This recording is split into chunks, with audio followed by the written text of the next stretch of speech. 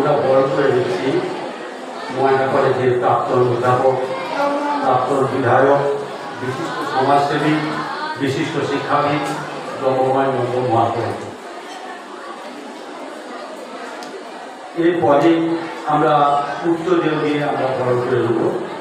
উত্তরদেব দিয়ে বরণ করে দিচ্ছেন আমাদের বিদ্যালয়ের বর্ষিয়ান শিক্ষক মহাশয় হরেকৃষ্ণ দাস মহাশয়। তবে বরণ করে দিচ্ছেন মঠ মিশনের সহকারী অধ্যাপক স্বামী একরূপানন্দজি মহাশয়কে।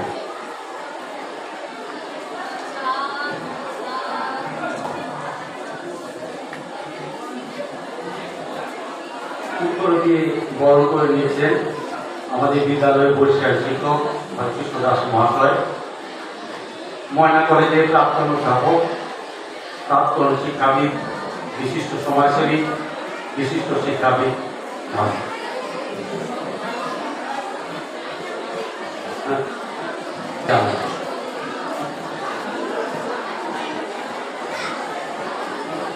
গরম লাগেনি? জগময় নন্দ মহাশয়কে ব্যাচ দিচ্ছেন আমাদের বিদ্যালয়ের শিক্ষিকা উষা আচ্ছা।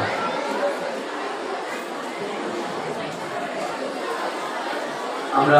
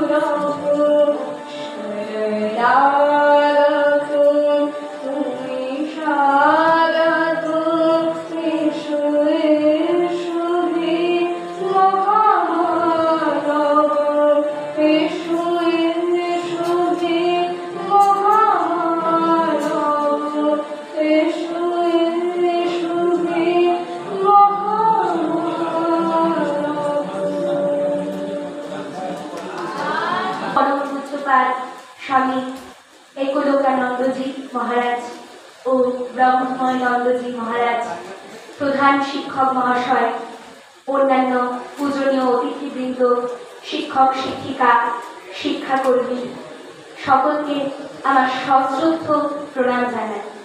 উপস্থিত ছাত্রছাত্রী ভাই বোনেদের আমার যথাযোগ্য ভালোবাসা জানাই। আমি এখন স্বামী বিবেকানন্দের স্বদেশ মন্ত্র পাঠ করছি।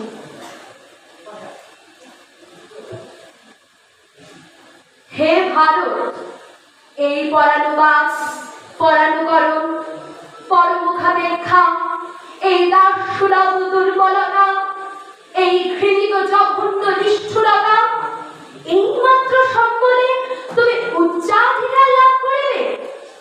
এই লজ্জাকর কাপুরুষতা সহায়ে তুমি বীর ভোক্তার স্বাধীনতা লাভ করিবে। হে ভারত, ভুলিও না তোমার নারী জাতির আদর্শ, সীতা, সাবিত্রী, দময়ন্তী।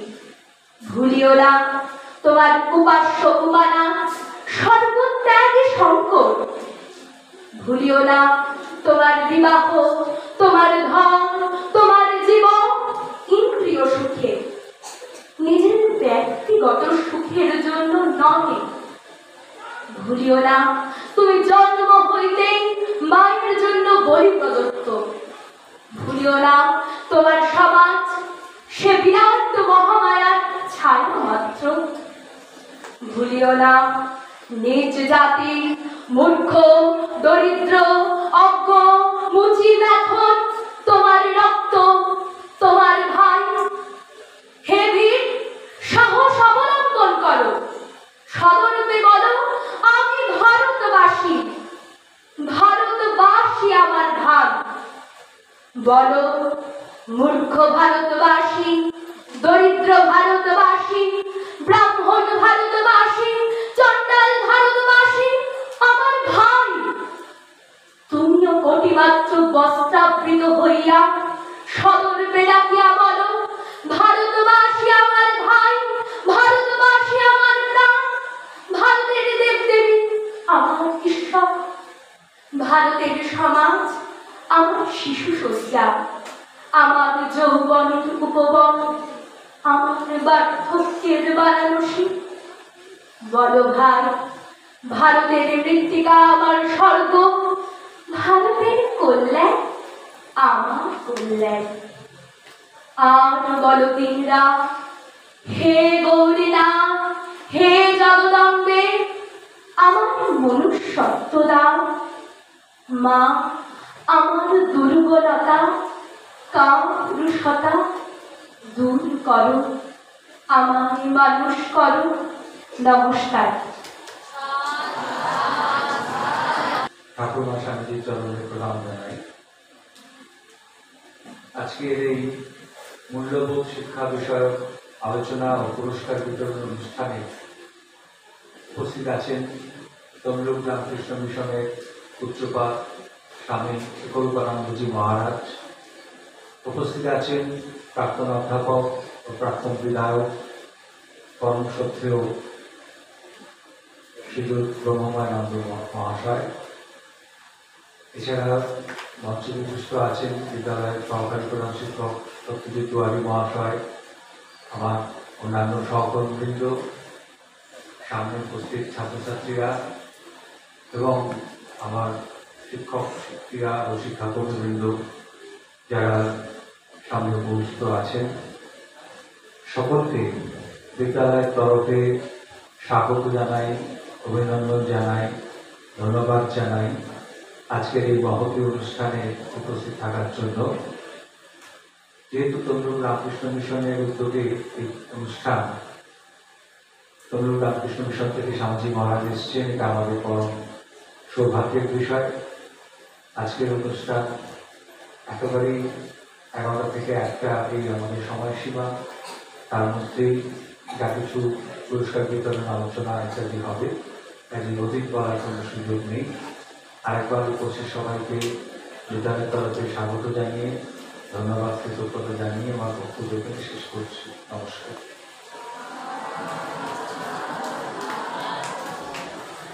ঠাকুর স্বামীজির চরণে প্রণাম জানাই, প্রণাম নিবেদন করি পূজ্যপাঠ স্বামীজি মহারাজের চরণে এবং শ্রদ্ধেয় ব্রহ্মময় নন্দ মহাশয়ের চরণে যথোচিত সম্মান ও শ্রদ্ধা জ্ঞাপন করি প্রণম্য আচার্য মণ্ডলীকে এবং ভালোবাসা জানাই উপস্থিত সতীর্থদের।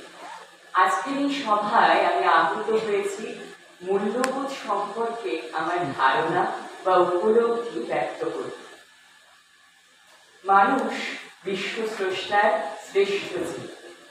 মান আর হুঁশির সমন্বয়ে মানুষ, আর এর মাধ্যমেই তার মধ্যে তৈরি হয়েছে নৈতিকতা বা মূল্যবোধের ধারণা, অর্থাৎ জীবনের সম্পর্কে সু ও কুসম্পর্কে তার আত্মসচেতনতা। আর এই আত্মসচেতনতার উপলব্ধি তাকে জীবন সম্পর্কে বারবার নতুন দৃষ্টিভঙ্গি ও মূল্যবোধ গঠনে সহায়তা করেছে। সাম্প্রতিককালে এই মূল্যবোধ বিষয়টি বিশেষভাবে চর্চিত হলেও প্রাচীনকালে বিভিন্ন নির্বোধমূলক রচনায়, পঞ্চতন্ত্রে, হিতোপদেশ প্রভৃতি গল্প সংগ্রহগুলিতে রূপকের আড়ালে নীতিশিক্ষা ও মূল্যবোধের ব্যবস্থা রয়েছে। বাংলায় মূল্যবোধ শব্দটির অর্থ হল নৈতিকতা বিষয়ে ধারণা বা ঔচিত্যবোধ। ব্যাপক অর্থে যা মানুষের আচরণকে প্রভাবিত করে, যা মানুষকে ন্যায়, নীতি, সু ও শোভনের পথে পরিচালিত করে, তাকেই মূল্যবোধ বলা হয়। যা ভালো, যা ব্যক্তি ও সমাজের পক্ষে কল্যাণকর, তার অবশ্যই মূল্য রয়েছে। ঠিক যেমনিভাবে শিক্ষার লক্ষ্য ব্যক্তি ও সমাজের কল্যাণ সাধন, তাই শিক্ষার সঙ্গে মূল্যবোধের ঘনিষ্ঠ সম্পর্ক রয়েছে। একজন মানব শিশুর নীতিশিক্ষা বা নৈতিক শিক্ষা লাভের ক্ষেত্রগুলি হল তার গৃহ পরিবেশ, তার বিদ্যালয় পরিবেশ, তার সমাজ পরিবেশ এবং সর্বশেষে তার রাষ্ট্রীয় পরিবেশ।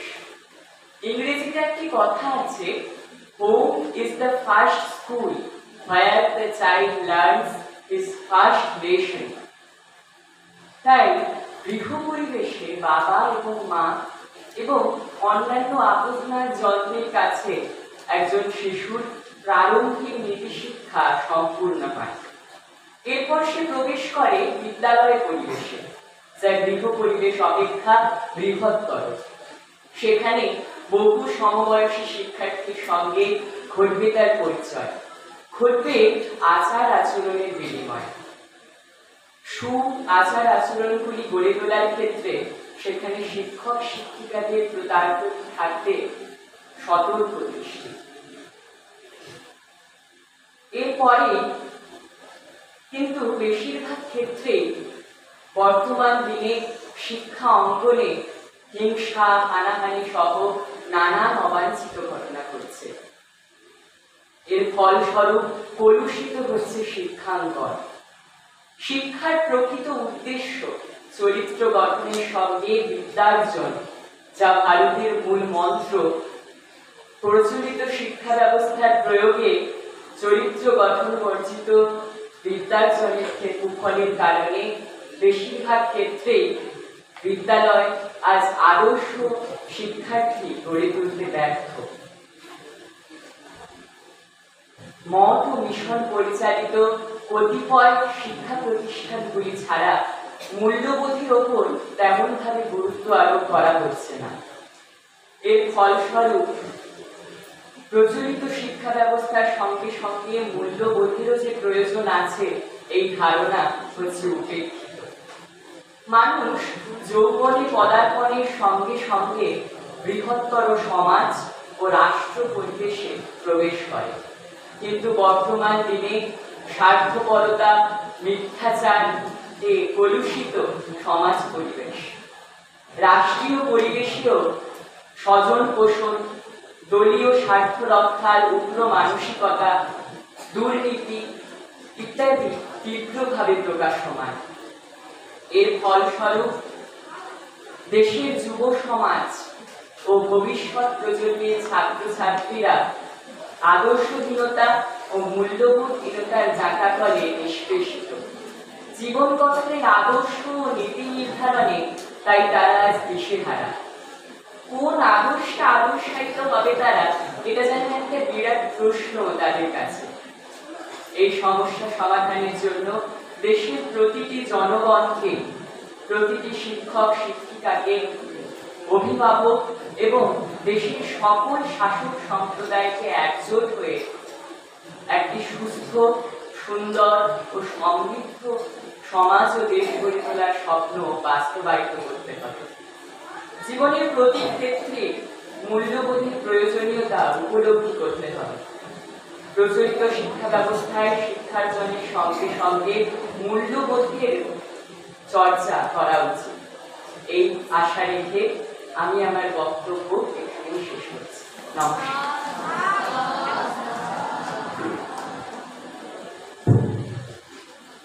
অসংখ্য ভালোবাসা, অভিনন্দন, উদ্দীপ্ত প্রতি রইল। আমরা মঞ্চে পেয়েছি আমাদের পরিচালক সমিতির সদস্য সর্বধর্মস্বরূপী অবতার রামকৃষ্ণ ঠাকুর মহাস্বামী চরণে প্রণাম নিবেদন করি। আজকের সভায় তিনি মুখ্য ভূমিকা পালন করছেন স্বামী রূপানন্দজি মহারাজ, তাকে আমার প্রণাম নিবেদন করি।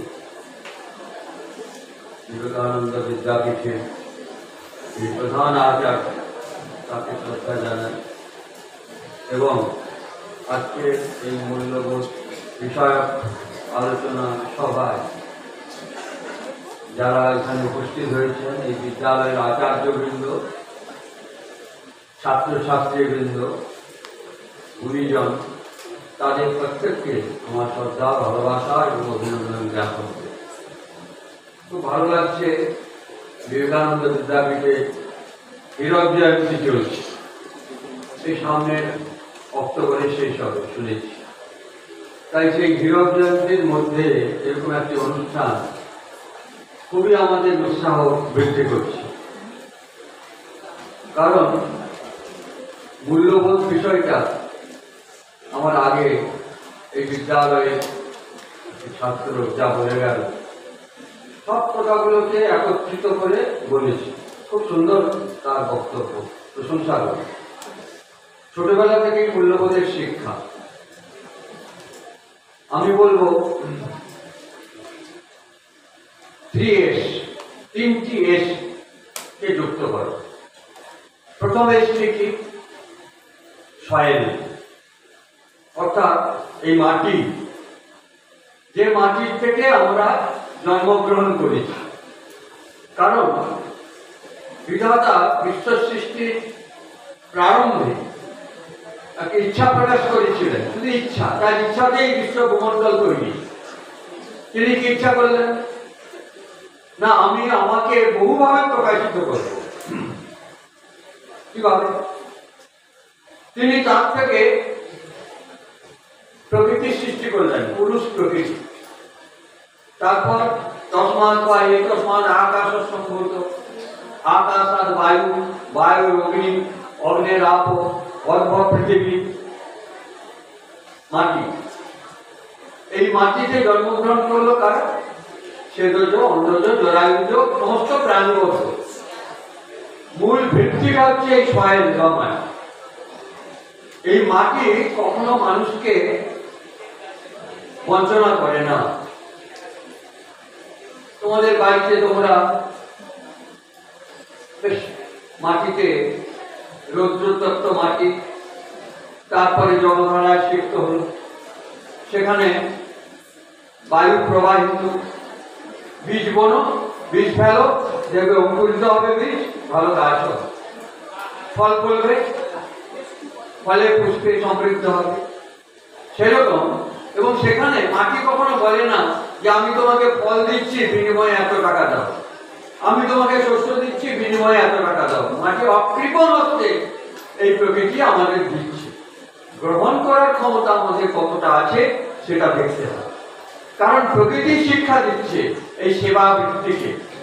যে দেখো, তুমি একমাত্র মানুষ এই পৃথিবীতে বিচরণ করছো তা না, জীব জন্তু গাছপালা সব তো আছে এই পৃথিবীতে। সুতরাং সহোদর সহোদরাকে যেমন দেখে, তেমনি সমস্ত পার্থিব বস্তুকে তুমি সেইভাবেই দেখো। স্বামী বিবেকানন্দ তিনি ঢাকাতে গিয়েছেন, বিরাট কনফারেন্স। হেমচন্দ্র ঘোষ এক বিপ্লবী, তিনি তার আত্মজীবনীতে লিখছেন, তখন আমার বয়স মাত্র 18। তা আমি যা শুনেছি সেখানকার মানুষের কাছে যে এত বড় সম্মেলন কখনো হয়নি, আর একজন সাধুকে সম্বর্ধনা দেওয়ার জন্য এত মানুষের সম্মেলন কখনো ঢাকায় ঘটেনি। সেটা ছিল 1901 সাল। এবং স্বামীজি সেই বিপ্লবীদের কনফারেন্সে গেলেন, গিয়ে সম্বোধন করলেন অমৃতস্য পুত্রা। ভারতবর্ষে ঋষি সম্বোধন করেছেন এর পূর্বে, শরণন্ত বিশ্বে অমৃতস্য পুত্রা আজে ধামানি দিব্যানি দস্তু বেদাহমেদম পুরুষং মহান্তম আদিত্য বর্ণং তমসঃ পরস্পর তমেব বিদিত্বা উত্তরেতি নান্য পন্থা বিদ্যায় নাই। ওই যে বলেছিলাম, তিনি নিজেকে বহুভাবে বিকশিত করলেন, সমস্ত বস্তুর মধ্যে তিনি রইলেন। বেদান্ত কি বললেন? সর্বম খণ্ডিতম ব্রহ্ম, সর্বত্রই তিনি আছেন, এটা মূল কথা। এবং স্বামীজি কি বললেন? একটু এগিয়ে দিলেন কথাটাকে, বললেন অমৃতস্য পুত্রা। ঋষির সেই সূত্র ধরে আমরা সকলে অমৃতের সন্তান। এখানে সমস্ত বিবাদ ভঞ্জন করলেন। হিন্দু, বৌদ্ধ, খ্রিস্টান, শিখ, ইহুদি, মুসলমান, জগতের যত জাতি সকলে আমার আপনার জন্য, সকলে আমার জ্ঞাতি। আমরা জ্ঞাতি বলি কাকে? যার সঙ্গে আমার রক্তের সম্পর্ক আছে তাকে জ্ঞাতি বলি। বন্ধু বান্ধব ওর মধ্যে পড়ে। কিন্তু এই জ্ঞাতি কথাটির প্রসার অনেক দূর পর্যন্ত। সারা পৃথিবীবাসী আমার জ্ঞাতি, আমার বন্ধু, আমার আত্মীয়। কারণ সর্বং খণ্ডিতম ব্রহ্ম, তিনি বহুভাবে প্রকাশিত। তাহলে প্রশ্ন উঠতে পারে, আমার সামনে এত ছাত্রছাত্রী যারা বসে আছো, তারা কি এক না পৃথক? যে শরীরগুলো পৃথক পৃথক, বহু শরীর এখানে, কিন্তু আত্মা কিন্তু এক। সূর্য এক, তার প্রতিবিম্ব সমুদ্রে, নদীতে, ঘটে, পথে পড়ে, তার মধ্যে সূর্য কিন্তু বহু নয়, সূর্য এক। বিম্ব প্রতিবিম্ববাদ বেদান্তে বলেছে। তাই আমাদের সকলের মধ্যে ঈশ্বর আছেন, আত্মারূপে তিনি বিকশিত হন। আমার তোমার মধ্যে এক আত্মা, আমার পৃথক আত্মা, তোমার আত্মা পৃথক তা নয়। তাহলে এই শরীরের উপর দাঁড়িয়ে আমাদের ভাবতে হবে আমি কে।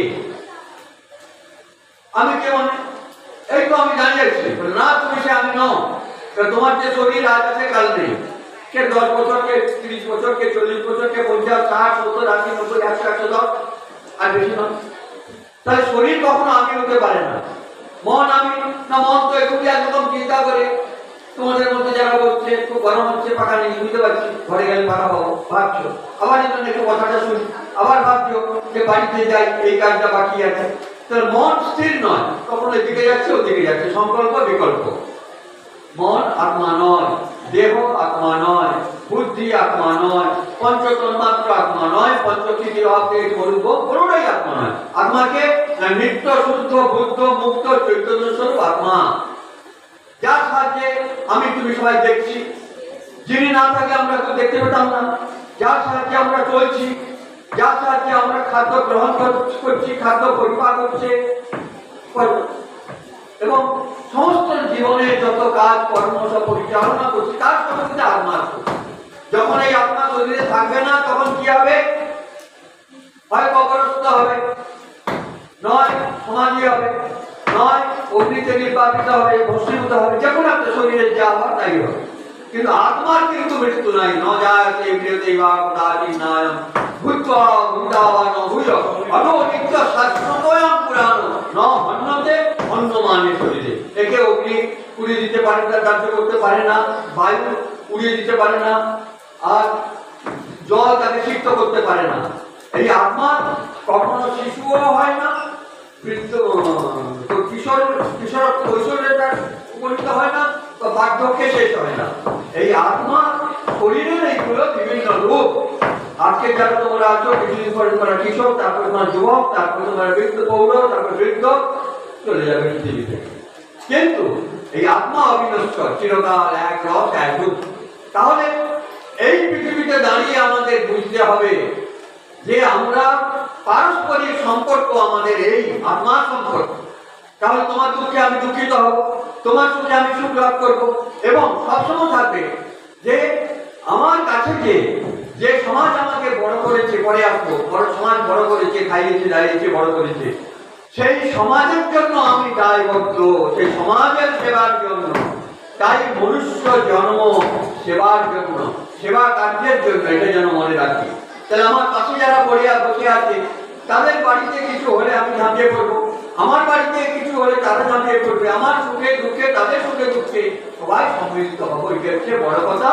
এই সয়েলের উপর দাঁড়িয়ে, মাটির উপর দাঁড়িয়ে আমাদের ভাবতে হবে।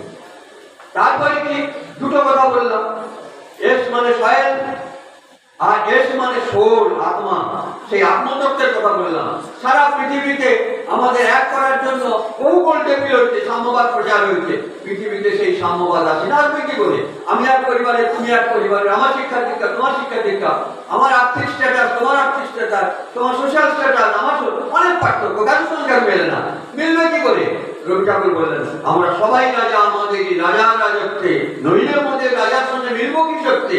উপনিষদ বললেন, কসময় দেবায় অভিশাপ দেব, একের অনলে বহুরে আহুতি দেওয়া। সুতরাং এটাই হচ্ছে ভারতবর্ষের শিক্ষা, ভারতবর্ষের সাম্যবোধ। মাতা দেবী পার্বতী দেবী, পিতা দেব মহেশ্বর, বান্ধবা শিবভক্তাশ্চ স্বদেশ ও উপনত্রয়। উপনিষদই প্রথম বললেন এই স্বদেশের কথা। পরে আমরা শ্রী অরবিন্দের কাছে, শ্রী রামকৃষ্ণের কাছে, স্বামী বিবেকানন্দের কাছে এই স্বদেশের কথা বললাম। এবং এই মূল্যবোধের প্রকৃত তাৎপর্য যদি তোমরা জানতে চাও, প্রত্যেকে এই স্বদেশ মন্ত্র পাঠ করবে। স্বামীজির স্বদেশ মন্ত্র, এই স্বদেশ মন্ত্রের মধ্যে সবই লুকায়িত আছে। শেষে কি বললেন? স্বামীজি, মা মায় মানুষ করো। আরে আমরা মানুষ হয়ে জন্মেছি, আবার মানুষ করা গেল? হ্যাঁ, তুমি মানুষ হয়ে জন্মেছো ঠিকই, কিন্তু তোমার মধ্যে পশুবৃত্তি আছে, সেই পশুবৃত্তিকে তুমি নষ্ট করো, মনুষ্যত্বে উন্নীত হও, আর শ্রেষ্ঠ মানুষ হও। শ্রেষ্ঠ মানুষ হলে তুমি দেবতা হয়ে যাবে। মানুষই দেবতা হবে। স্বর্গে দেবতা আছে না আছে অনেক পরের কথা, কিন্তু মানুষই দেবতা হবে। কিন্তু ভগবান শ্রী রামকৃষ্ণ দেবতা, শ্রী চৈতন্যদেব দেবতা, স্বামী বিবেকানন্দ আমাদের দেবতা। কেন? যে এই মনুষ্য শরীর তিনি লাভ করেছেন, কিন্তু তার স্টেজগুলো পর উন্নীত হয়েছে, পরিপূর্ণ বিকাশ হয়েছে। সুতরাং আমি আশা করবো বিবেকানন্দ বিদ্যাপীঠের যারা ছাত্রছাত্রী যারা আছো, তারা সবাই দেবত্ব উন্নয়নে উন্নীত হবে একদিন। এই পশুত্ব মোচন হবে। আর সংসারে যত ব্যভিচার, যত অন্যায়, যত কদাচার সব দেখছি, সেগুলো পশু শক্তির প্রকাশ। এই পশুত্ব থেকে আমরা নিজেদের মুক্ত করতে পারিনি, তাই এই সমাজে আজকাল এত বিভক্ত দৃশ্য দেখতে হচ্ছে। যে সমাজ বলছে যথা নাট্যস্থ পর্যন্তের রমণদের তত্ত্ব দেবতা, সমস্ত রমণীর মূর্তি, মাতৃমূর্তি। এই ভারতবর্ষের শিক্ষা এটা। শুধু প্রতিমা করলাম, মা দুর্গার পূজা করলাম, আর তোমার সামনে না খেতে পেয়ে লোক মানুষ মারা যাচ্ছে। সেবাটা কি? যে ন মানুষ আর শ্রেষ্ঠ ধর্মে কিনছি, মানুষের থেকে আর বড় কেউ নাই। মানব সেবায় শ্রেষ্ঠ ধর্ম। স্বামী বিবেকানন্দের হাত ধরে আমরা যেন এই কথা কখনো না ভুলে যাই যে এই ভারতবর্ষ হচ্ছে সেবার দেশ, সেবায় মহত্তম, সেবায় বড়। এবং এই সেবা বুদ্ধি, মানুষকে সেবা বুদ্ধিটা কি করে আসবে না সবার মধ্যে ঈশ্বর আছেন এই বোধে মানুষকে সেবা করতে হবে। কোনো বন্ধন নাই, সেখানে কোনো প্রকার হীনতা নাই, সবটাই উত্তীর্ণ হওয়ার কথা। মানব সেবার দ্বারাই মানুষ উঠে। সুতরাং এই মানব মূর্তি তার শ্রেষ্ঠ মূর্তি, আমরা যেন সেটা ভুলে না যাই, এই কথা আমাদের কাছে আসুক। এবং মাতা মেয়ে পার্বতী থেকে বলেছি, সমস্ত নারী মূর্তির মধ্যে মাতৃদর্শনের কথা স্বামীজি বারবার বলেছেন। আমরা দেখি যে মাটির মূর্তি করে পূজা করছি, বিভিন্ন দেব দেবী পূজা করছি, আর মনুষ্য মূর্তি তো ভগবানের শ্রেষ্ঠ মূর্তি, তা সেই মূর্তিকে কি আমরা পূজা করতে পারি না? তাই আমাদের দেশে কুমারী পূজার কথা, যে মা দুর্গার সামনে একটি কুমারীকে বসিয়ে মায়ের ধ্যানে তাকে পূজা করতে হয়। এটা পূজার মূল্য শুধু নয়, আমাদের সমাজে সর্বত্র এটা প্রচার হওয়া দরকার। এবং এই প্রচার না থাকার ফলে স্কুল জীবন, কলেজ জীবন, বিশ্ববিদ্যালয়ের জীবনে অনেক মেয়েদের প্রতি অবিচার হচ্ছে, অনেক কাণ্ড করছে। তার মূল কথা এটা যে মাতৃভাবে আমরা দর্শন করি না, ভগিনী ভাবে আমরা দর্শন করি না, তাই আমাদের সমাজের এত অধঃপতন।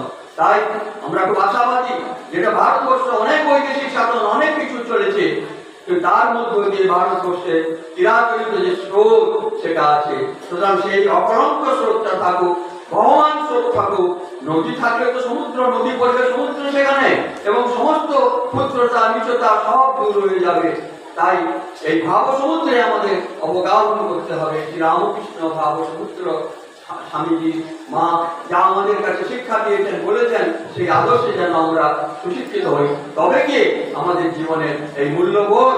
আর শেষ কথাটা সোসাইটি, যে সয়েল, সোল আর সোসাইটি, যে আমি একা নই, সমাজের কাছে আমি দায়বদ্ধ, সোসাইটির কাছে আমি দায়বদ্ধ, প্রত্যেকটা মানুষের কাছে আমি দায়বদ্ধ, পশু পাখির কাছে আমি দায়বদ্ধ। আমার জীবন সেবাযজ্ঞে নিহিত হোক, এটাই হবে সোসাইটির মূল কথা। আপনাদের সবাইকে আমার শ্রদ্ধা, ভালোবাসা, অভিনন্দন জানাই। নমস্কার। পাঠ্য সুজনা সন্তু সর্বে সন্তু নিরাময়া, সর্বে সৎবুদ্ধি মহাবন্ধু, মা কর্তৃক দুঃখ ভাবনা।